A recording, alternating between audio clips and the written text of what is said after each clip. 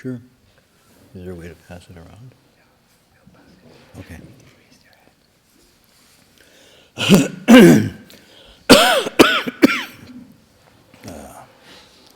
Thank you.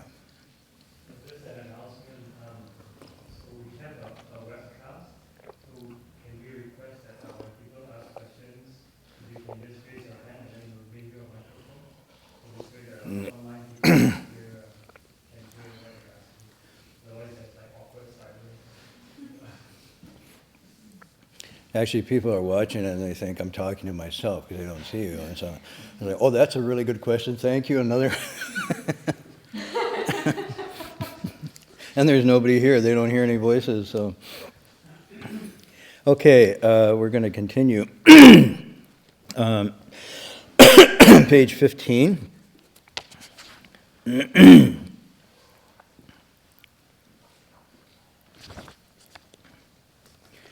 So I think most of the last week we spent talking about the exclamations that the Hui Neng, still Hui Neng at this point, he's not a monk, made when he had this exchange with his teacher and heard that line of the text, "Let your mind be unattached, clinging to nothing." It triggered an even more profound understanding and confirmed what he had been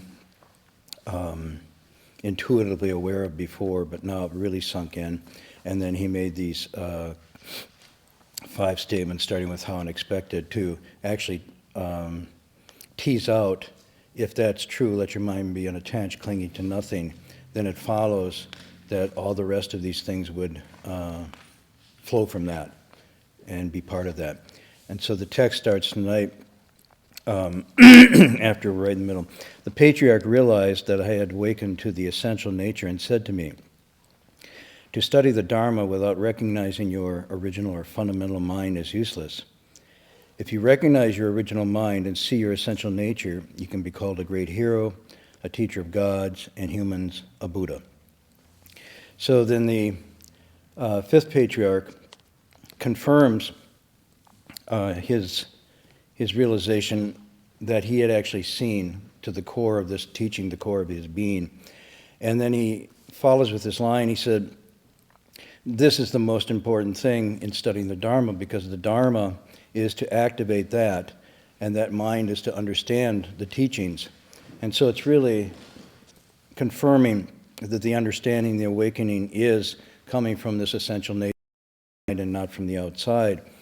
And that if you don't understand that, even theoretically, your practices won't be able to penetrate, because you're always going to be looking for them to deliver or give you something rather than to help you let go of what's obstructing this realization. So he's saying, if you don't understand the principle here, not only will it not bring fruit, but you'll start to go wrong. You'll start to think, oh, there's something wrong with my practice, or this text isn't really a good text, I should go to another text. And you'll start to be measuring it by external signs of accomplishment. Oh, I'm having altered states of consciousness, that must mean I'm making progress, or I'm not, or I'm having, my afflictions are arising and becoming more clear and really hard to accept, and that must mean I'm not cultivating. He's saying, no, this is all recognizing your mind. All these things come from your mind. When you're cultivating, you're back to this mind ground. And if you do this, that's the accomplishment of, and this is a phrase, great hero, and we put in quotation mark, teacher of gods and humans, a Buddha. These are epithets, that honorary terms that go with someone who's understood this and now can be a teacher, a real teacher for a wide range of beings, including gods and people. And this is the meaning of Buddha. Buddha is one who understands and awakens to this essential nature and perfects it. So then the patriarch goes on to, Hui Neng goes on to say, so I received this teaching, this Dharma, in the middle of the night, and no one knew. Now we have to remember this was occurring privately in the fifth patriarch's living quarters, and everybody else was still unaware that this had happened. They were still sleeping. It was a private meeting. At the same time, the master also entrusted me with the direct teaching and gave me the role in bowl, saying, "You are the sixth patriarch, be careful. Take across living beings everywhere," and then we're going to the next page, spread the teaching for future generations. Do not let it be cut off. So then he actually officially says, you are my heir. You understand this. I'm entrusting you with these symbols of your understanding, which is the robe and bowl. They don't confer any magic per se, but they are a sort of seal or certificate that you are now sort of past the journeyman's apprenticeship and you're ready to go off and teach on your own. Moreover, you're ready to go off and teach in a significant way because you're the next generation of teachers. It's like the mother, daughter, father, son passing on to the next generation. And he says, you are now the sixth patriarch, meaning I was the fifth. I'm officially saying that you're the sixth.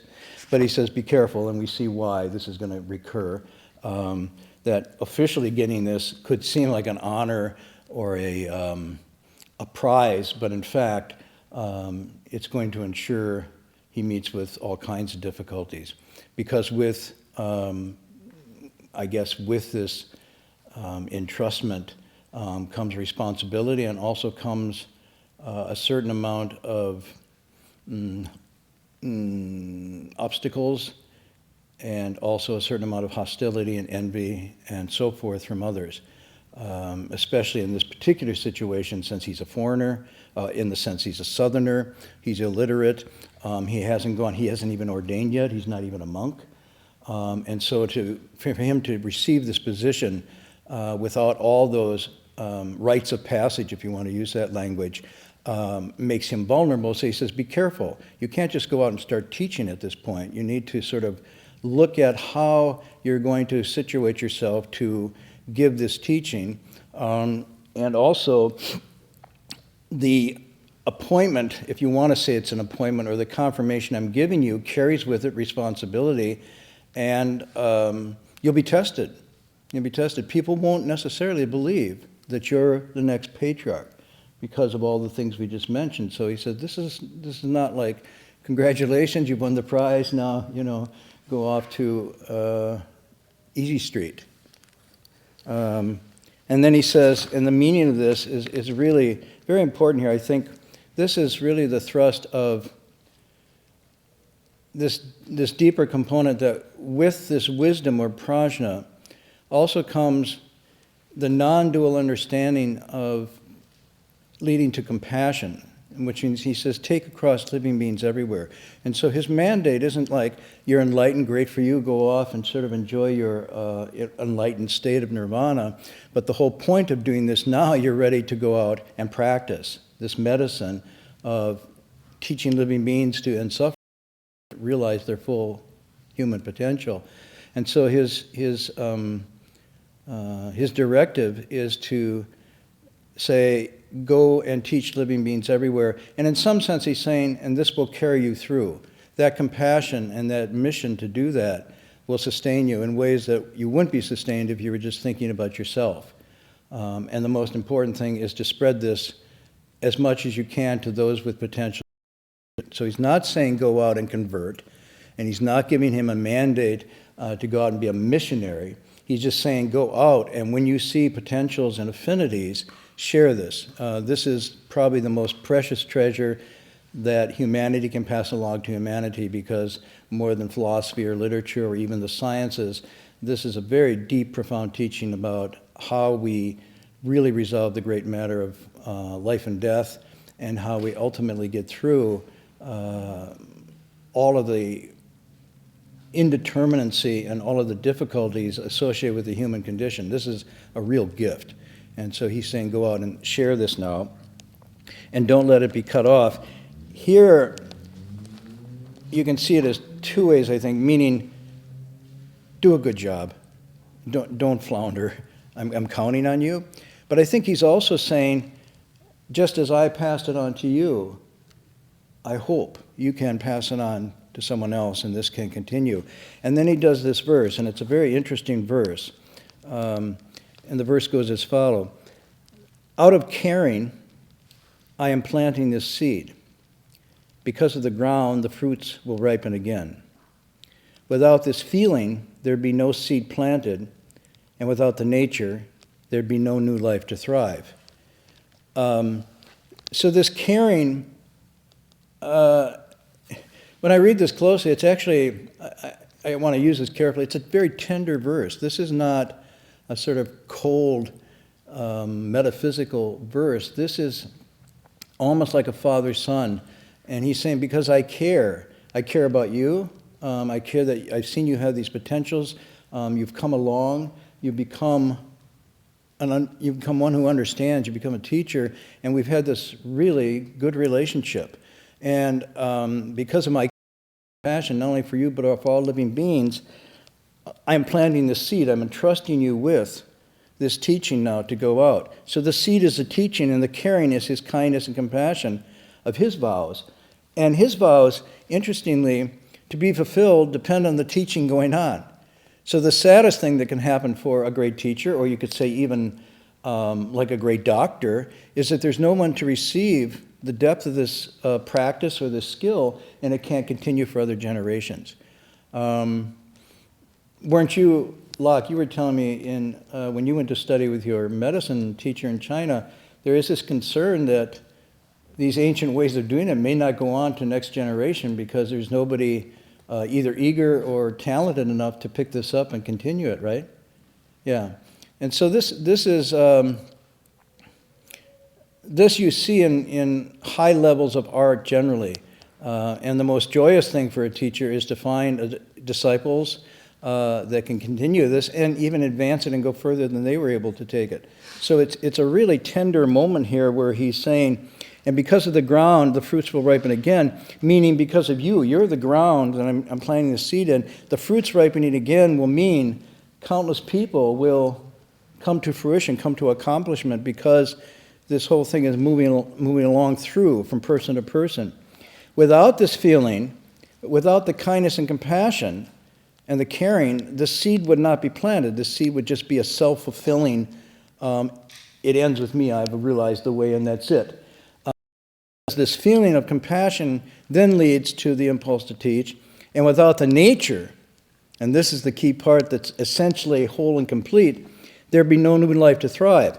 So what he's saying is, this essential nature, because it's there, means the seed can come to fruition. If it was only unique to me or to a particular Buddha, this would be a useless thing to do. You couldn't pass it on. So the very fact it can be passed on is pointing to this aspect of human nature. Okay, so the patriarch further said, long when the great master Bodhidharma came to this land being China, and Bodhidharma came to this land from America. India. No, just seeing everybody's awake. Came from India, hence the name Bodhidharma. Okay, meaning, what does the name mean? Well, Bodhi is awakening, and Dharma is teaching. So he's the teacher of awakening, or he's taught by awakening. Anyhow, he comes to this land. People did not believe in him. He was actually, according to the stories, spurned and rejected, not accepted, at least for 5 years. And so he just went off and meditated by himself.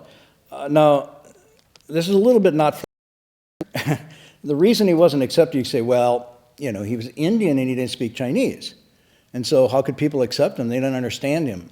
But it's also implying something else. He was a foreigner, and he was an outsider.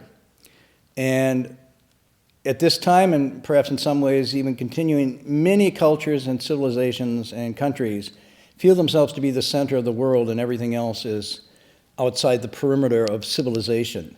So that when foreigners or outsiders come in, they're often viewed with skepticism, sometimes disdain, and sometimes looked down upon as being inferior. Well, not only that, but he looks different. He's Indian, so he's going to have lily white skin like Ireland. No, he's going to have very dark skin, and he's going to have a full beard. And so again, this sets him apart, and his clothes and his demeanor is going to be very different. And so this is a very foreign presence in China at this time, and he's literally rejected. Moreover, he's not bringing in the received teaching, the received religion, if you want to call it a religion, that's current in China at the time. He's bringing in something that's a bit unusual. And later on, aspects of this the Chinese really had difficulty with. For example, leaving the family and the clan to be a monk or a nun meant that you were leaving your filial Confucian responsibilities to carry on the family line and so forth. Moreover, you were pulling yourself out of service to the state. You were no longer available for conscription, and you didn't pay taxes. So this rattles some people. You didn't marry, you didn't continue things like that, you didn't pay taxes, you didn't do labor, and when there was forced labor, you didn't bow to the emperor. So in Chinese civilization, a member of the society meant that you made your contributions both financially and physically. You were conscripted in the military if it was called for. You married and passed on the family line and so on and so forth, and you bowed to the emperor. And this is what it meant to be in. And so this teaching, for various reasons, didn't have these elements to it. So there's another reason why he could get a little pressure on him. So he says, didn't believe in him. As a symbol of his sincerity, he bequeathed this robe and bowl and passed it along from generation to generation. So this, obviously, the robe and bowl begin or come with Bodhidharma and then become passed along as symbols of somebody getting it and somebody understanding it as it moves from India into China. Now, this next line, this next passage, I'll read the whole thing. The Dharma is handed down mind to mind, leading all to their own awakening and their own liberation. From ancient times, all Buddhas only transmit the fundamental truth. The true intention is passed along more privately from master to master. This robe, however, has become a source of contention, so let it stop with passed on. For if you pass it on, your life will be hanging by a thread. Quickly go now, for I fear others might harm you. And then he says, I asked, where should I go? And the patriarch replied, stop at Hui and hide at Hui. So he's giving him instructions where to go. So let's see if we can unpack this a little bit. Because there's sometimes a lot of misunderstanding about these particular lines, mind to mind, passed along, and also the fundamental truth and the true intention, what that's talking about. When he says it's handed down mind to mind, this is not talking about something magical or mystical or esoteric. In other words, I'm sitting here and I'm just going, and you're going, got it. And I say, good, I just passed along mind to mind. So I'll try it now, ready? Oh, nobody got it. Okay. It's not about that, okay? That's not what's being talked about. Mind to mind is talking about the direct understanding, direct seeing through your own mind. That's why they use their own awakening, their own liberation. It means he has understood it intrinsically in the totality of his being. It's not something he believes in anymore. It's not something he takes on faith. It's not something he's sort of like, yeah, I kind of got it, thank you. That's the theory. He has understood and realized it within himself. So mind, heart, within that, there's the full understanding. And so when it's transmitted mind to mind, it means you have gotten it. You have realized it. In other words, you have made it real within your own being. There's no matter of taking this as conjecture anymore, or as speculation, or you believe in me and just do this because you believe. So mind to mind means you got it. And you got it through your own understanding and your own awakening. It's not something I am giving you, but it's something I'm confirming that I can see that you have understood it. So this is what mind to mind means. It's not a magic thing. It's actually saying you truly see. Mind to mind is you truly see. Okay?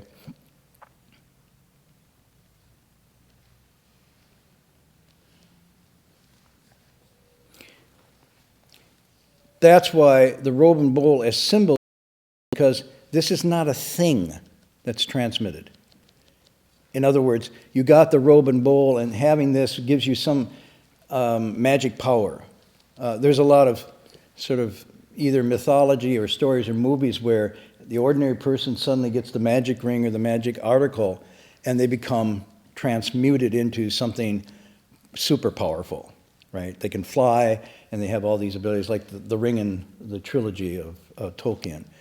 The robe and bowl are not this, okay? And he doesn't go, my precious, the robe and bowl. He's not doing this. These are, in other words, the transfer is not a transfer of a thing or a magic potion or a magic saying. It's a transfer of confirmation that you understand in your mind and heart just as I do. And that's why they say seeing. What did you talk about? We just talked about seeing. We both see it now as it truly is. So this is the first thing to understand.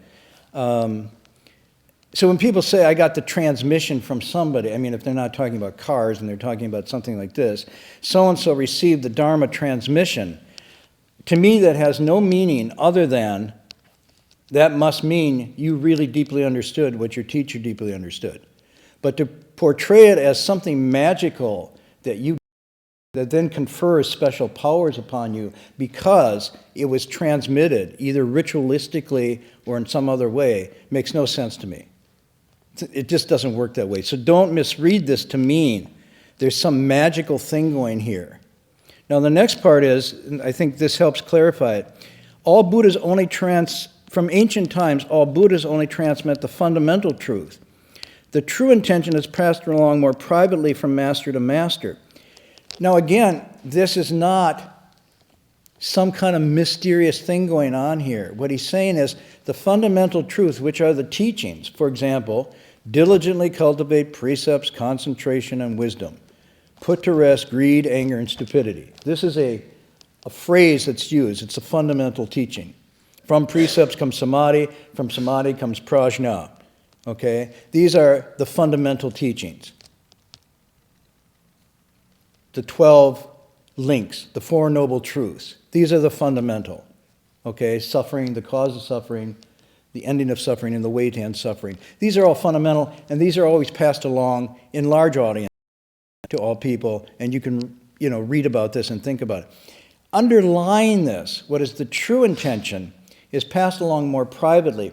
And what this is talking about is that direct teaching that's being referred to here. That basically goes back to the content of his awakening on the previous page when he says, I got it. I got the true intention. And what's the true intention? There's nothing to get. Everything is already whole and complete there. All teachings are therefore expedients, pointing directly and gradually to the true intent, which is everything is whole and complete. There's nothing to attain, there's nothing to get. It's true emptiness, it's just the wonders of existence. Therefore, there's nothing to strive for, and so on and so forth. That is the true intention, but that you can't just blabber about, because it causes people to be alarmed, to get a little disoriented. Well, what if there's nothing to get, then, and they get nervous, and they fall into a kind of emptiness. And so he says, all the teachings are established to gradually lead people, step by step, to this true intention. But you can't just deliver this as a hammer blow out. When we go through the rest of the text, you'll see what I'm getting at here. In each individual encounter, which are the private meetings in this chapter called Lively Encounters, each one gradually is led along until they're ready for that true intention, and then they get it. And when they get it, they go, whoa, what? I've been doing this for 20, 30 years, and suddenly you're telling me it's just an expedient. Whoa. And most of them get it. But he doesn't give it unless he's sure that they're ready to get it. Because if you let down your provisional too soon, you fall into a kind of nihilism or a kind of unwholesome disbelief rather than healthy skepticism. And so he then says later, all the teachings arise because of this expedient need to teach and transform living beings and gradually lead them away from their attachments and grasping. Basically, remember his verse, there's not one thing where could dust delight. Even when he did that there, everybody in the room was like, did he get it or not? I don't understand that. That's the true intent. But you can't give people that true teaching until they're strong and confident enough in their own mind-ground cultivation, where that's the next logical step, and says, that's right. It would be true that would be the case, wouldn't it? So that's why later he says, when people ask him, what's your teaching? He says, I have no teaching. I have no dharma. I just expediently or provisionally untie knots and call that a teaching. That's the true intent. But he says, this you must do carefully. And so you see when he gets his disciples together, he says the same thing to them. Be careful how you do this. For example, some people believe that they will be saved by another power, Amitabha, and through the power of Amitabha be brought into a Pure Land. And he says that was taught as an expedient device to get people to cultivate leaving worldly attachments and whatnot and to move their intentionality and direction into something more pure. It's not a final teaching and it's not the true intent. But you can't tell them the true intent. There's nothing to get, nothing to seek. You're already whole and complete. Because without some internal sensibility about that, this would be scary. It would stop them in their tracks and they wouldn't know where to go. So I think it's important to look at this here in this way rather than to mystify this as some kind of magical thing that just happened, mind to mind. There's a secret true intention that only he knows. He's just saying this is the ultimate medicine and dose it out carefully. Dose it out carefully. And it may be one of the reasons why the texts say the Buddha upon his awakening hesitated to go out and teach until he was enjoined and asked to do that by someone because he said, this is not going to be easy. Teaching that liberation comes from not just fewness of desires, but not being controlled by desires, is not easy for people to swallow. Most people want. They want things, they want pleasures, and they want enlightenment. And so if you tell them not to seek, and the very absence of seeking is, it's not easy to take, not easy to. And then if you go into the teaching of anatta, of no self, even more difficult arises with that. So he says, bit by bit you do it, but don't just throw this out. And he says, stop and hide and so forth. So, in the third watch, I received the rolling bowl and I asked, I'm a southerner and I don't know these mountain roads. This is very straightforward. There's nothing John-like here, okay? He says, you told me to go hide, stop at Hui and hide at Wei. It's like I just got here from France and you're saying, yeah, go to Emeryville and then, end up in, Los Robles and go, could you, I have no idea. So he said, how do I even get, he says, okay, how do I even get to the mouth of the river? And the fifth patriarch says, don't worry, I'll send you off myself. So the fifth patriarch escorted me as far as Jiujiang Courier Station, where he had us get on a boat, and get on the boat, and the patriarch took up the oars and began to row. I said, please, master, sit down, your disciple should row. And the patriarch replied, it's appropriate that I take you across. Now, this has got, of course, double meaning again. So there's this little final exchange. They're kind of having fun now. And no, I row, no, you row. And it's a little bit politeness here, but it's also he's using a chance to say, so are you really ready to go on your own, huh? Yeah, I'm ready. I'll row myself across, which is taking yourself across is also metaphor and language that's used for liberation and teaching. So it has many meanings. And he said, when someone is confused, his master takes him across. So if you don't understand and you don't get it, you need a teacher. You need someone to sort of unpack this for you. But then he says, when you're awakened, when you do understand, then you take yourself across. Job yourself. Both are crossing over, but they're used differently. Now, he's saying this. He says, I was born in the border region, and so my speech has an accent, yet I've been entrusted with the Dharma, and now that I've awakened, it's only right that I take across my own essential nature. Now, it's not exactly clear what's going on here. When we were translating, we were thinking about, partly it's, I have an accent means he's from the south, so he's speaking a Cantonese-like dialect, okay? And the fifth patriarch is speaking Goyu Mandarin. So now, some of you are thinking, well, what's the difference? It's all Chinese. Well, it's not exactly. So I learned a little Chinese, understood, and then I went to Hong Kong and forget it. It was like, that isn't Chinese. So those of you who know what I'm talking about, you learn Mandarin, which is like the Chinese that's used on the news reports in China. And then you go to the south, you go to Hong Kong, or you even get something like Hakka, you get all these different dialects, you're going, what?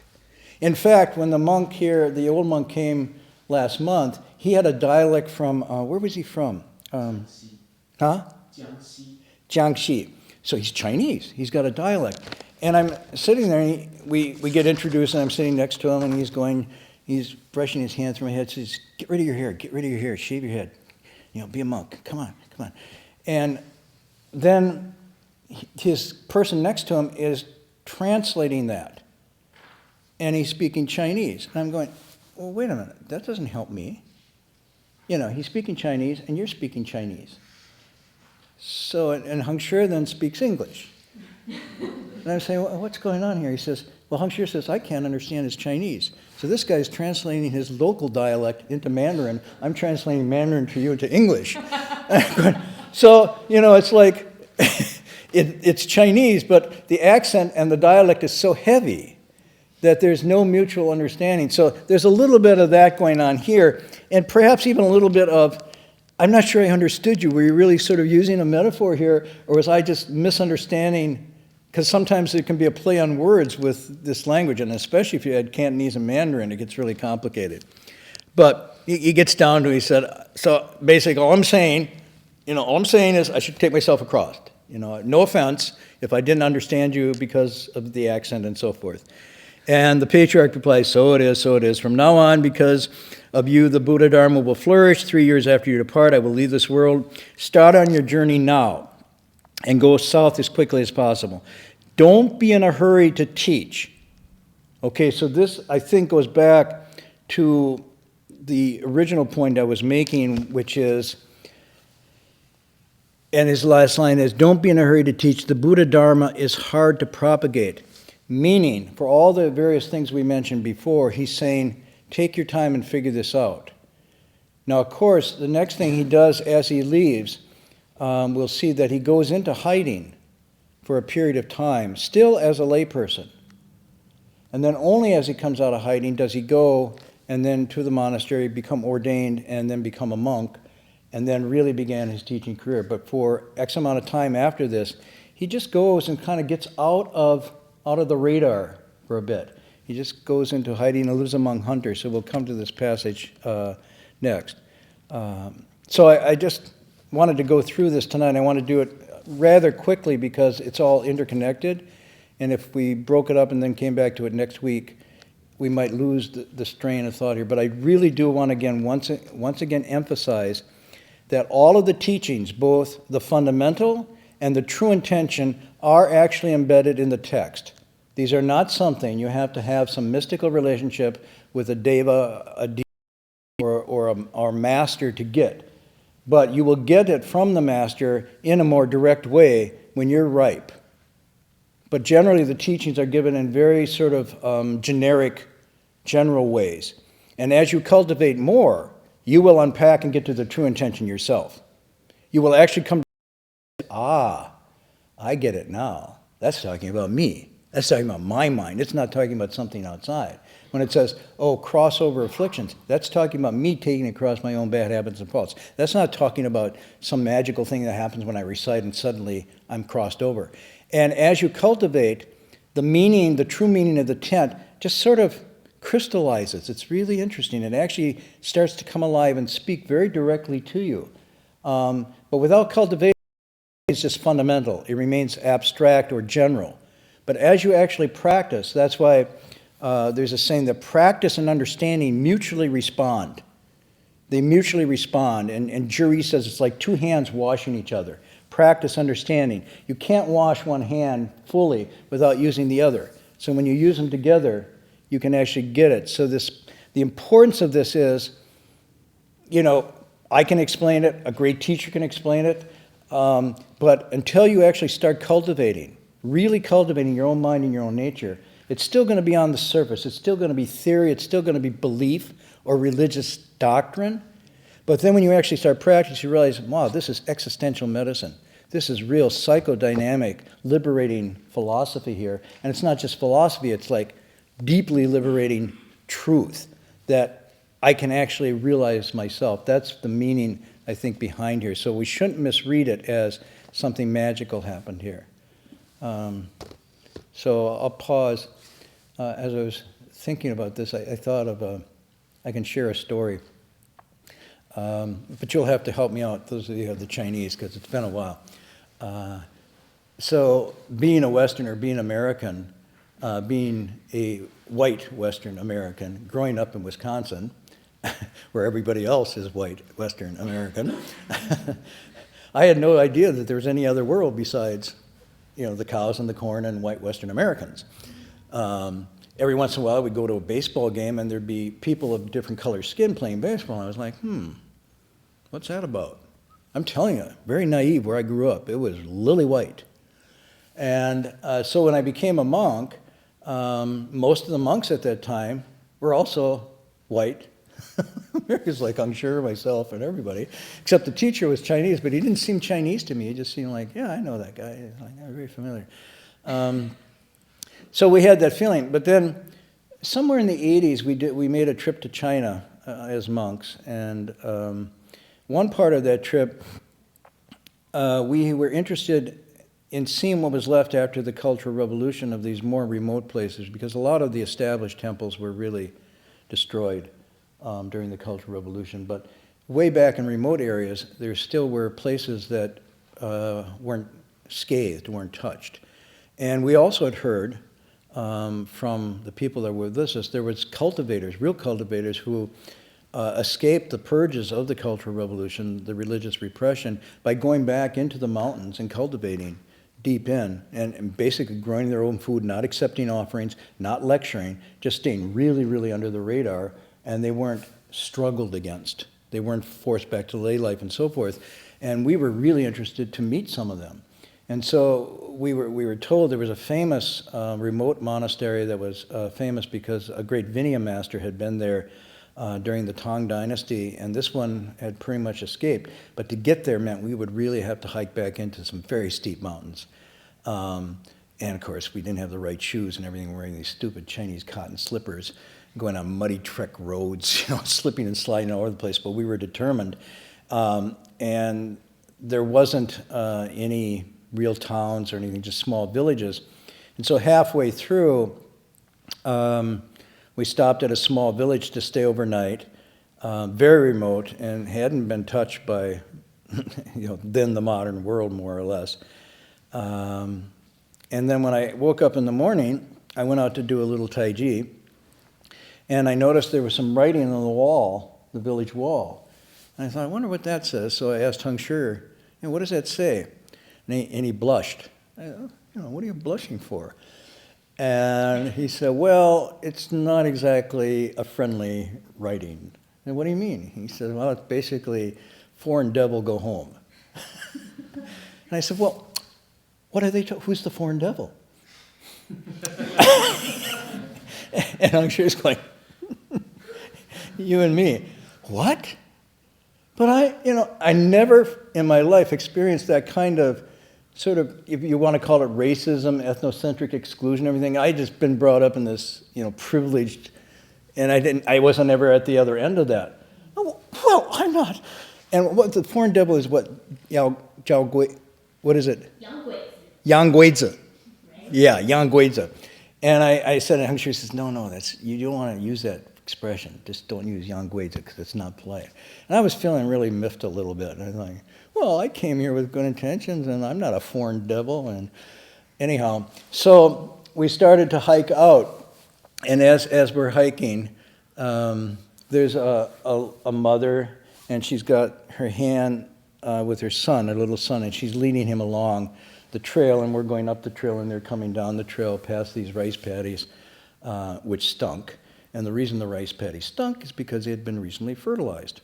And I was wondering, where's the fertilizer coming from? And then you see someone goes into the outhouse, and they fill up 2 buckets, and they come out, and then they just pour it on the field. So I was like, whoa, I don't think I'm going to have vegetables for lunch today. So I'm dealing with all this. So it's Yang Guizi, right? That's the expression. So we're coming down, and so to give you a background, at this time, Hung Shi was just coming out of his vow of silence, and Master Hua told us, so you guys can have a relationship in that he can teach you Chinese and you can teach him martial arts. And then you'll have, an exchange back and forth. So he started teaching me a little Chinese, and I started teaching him martial arts. So I understood a little bit of Chinese. So the mother coming with the son, and the sun's going down, all of a sudden the son just turns pale, and his eyes dilate, and he looks, and he goes, Mama, Mama, 什么东西啊? And I'm thinking, no, I know that from my Chinese, and I'm thinking, what thing is that? And I'm looking, and he's pointing to me, because I was ahead. And his mother says, 不是人, it's not a person. 是洋鬼子, 外国人, it's a foreign devil. And the kid's like almost peeing in his pants. He's so scared. He's never seen a white person before, much less a white person with shaved head and robes on, walking along this trail. And so I'm thinking, I'm going to play with this a little bit. I know my Chinese isn't that good. I'm going to play with this a little bit. So I get closer, and he's actually shaking. And I say, 不是外国人啊. And he looks at me, and I say, I'm not a foreigner. 不是中国人. I'm a Chinese person. 你跟我是一样，对不对? I said, you and I are the same, right? And he goes, Mama, 你听，不是外国人，是中国人啊. He says, 你好. And he walks down, he's smiling, and the mother's like scratching her head. So I was thinking of the Bodhidharma thing. Yeah. So Bodhidharma comes in, and he isn't received and accepted. But what was interesting to me about that was, my skin color or my appearance, it was the language. And as soon as I spoke a little bit of the language, I was included in his circle. I was no longer the foreigner, and his mother didn't know what to make of it. Because technically speaking, the Waigoran is not able to speak, and the sort of litmus test of legitimacy is your being in the culture through the language. So by speaking the language, I broke through, in his childlike mind, the barrier, because he was expecting me to snort fire and smoke and then say horrible things that were couldn't be understood. But when I spoke Chinese, I was now a Chinese person. I was civilized, and I was no longer the foreign devil. His mother, though, wasn't quite sure. So she was scratching her head, but, the situation had changed. So I just share that with you to, say that when people go, especially these teachers, and because Buddhism is migratory, a similar thing can continue to happen as one goes from culture to culture, even though there might be an interest in the teaching, and it might be even the teaching returning to its source, in this case, Buddhism coming back into China. But the bias and prejudice that we layer over through skin color, through race, through gender, ethnicity, and so forth, sometimes actually really gets in the way. And so that the teaching is not considered teaching unless it's coming from sort of the culturally received conventional form. And that's why often all of the great teachers are somewhat like, in the sense that they're wandering on the borders of the margin. Because, interestingly, when it becomes accepted and enculturated, it often loses its bite. It becomes more culture than it does this liberating teaching. And so, ironically, by being successful within a culture, it starts to get watered down and becomes something else. And so for its vitality, it needs to some place where it can still have that bite and edge of something that's radically new and different.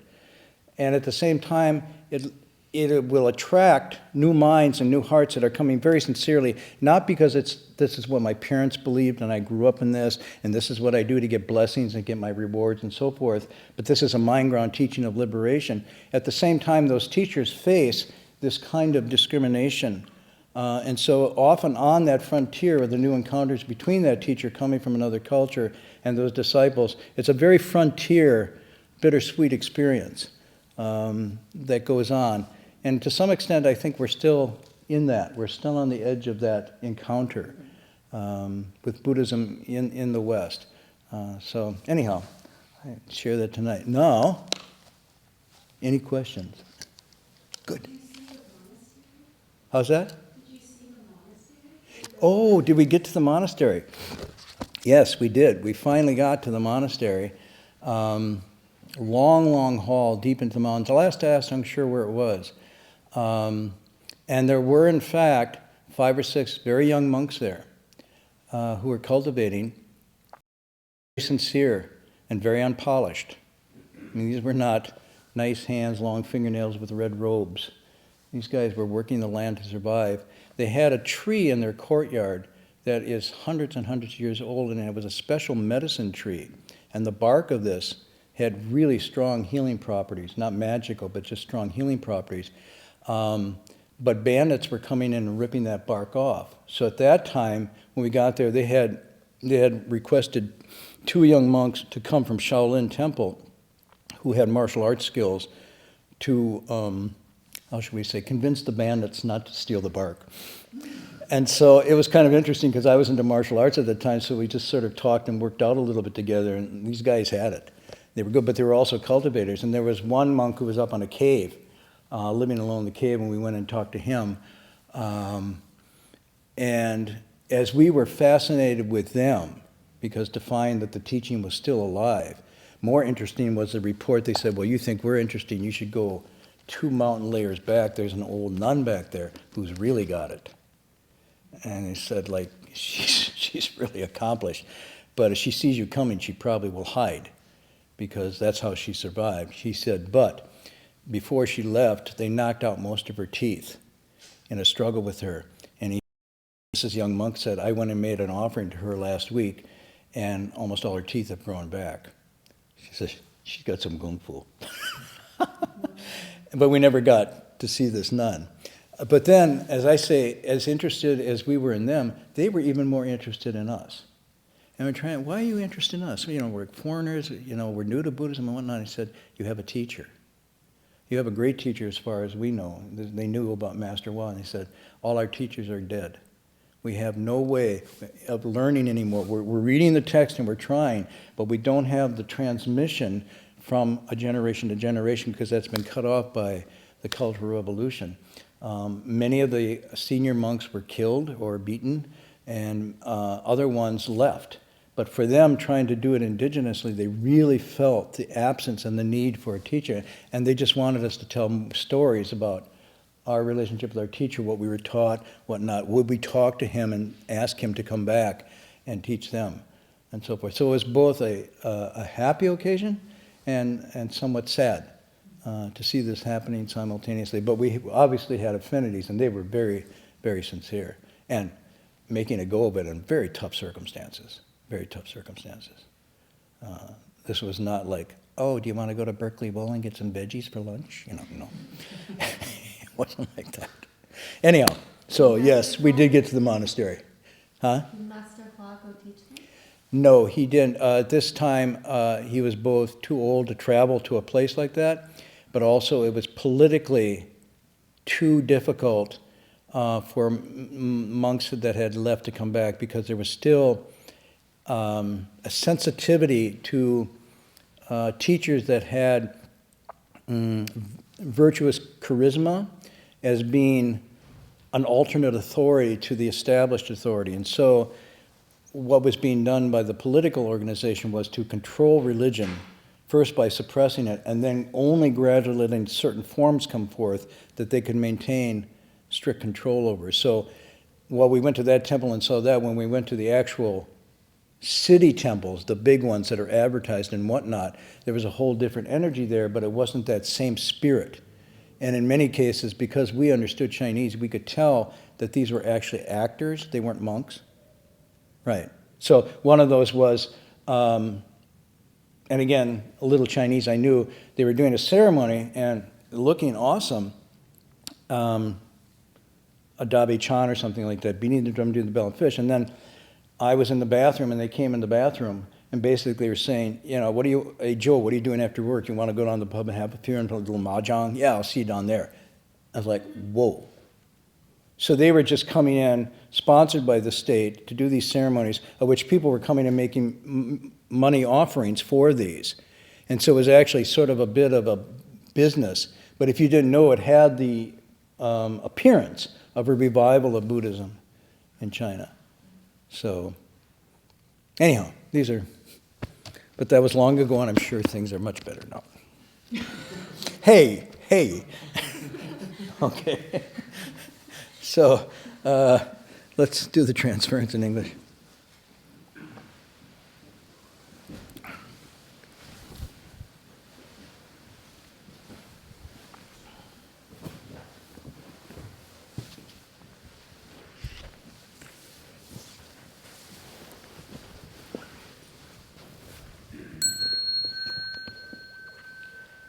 May every living being, our minds as one and radiant with light, share the fruits of peace with hearts of goodness, luminous and bright. If people hear and see, how hands and hearts can find in giving unity, may their minds awake to great compassion, wisdom, and to joy. May kindness find reward. May all who sorrow leave their grief and pain. May this boundless light break the darkness of their endless night. Because our hearts are one, this world of pain turns into paradise. May all become compassionate and wise. May all become compassionate and wise.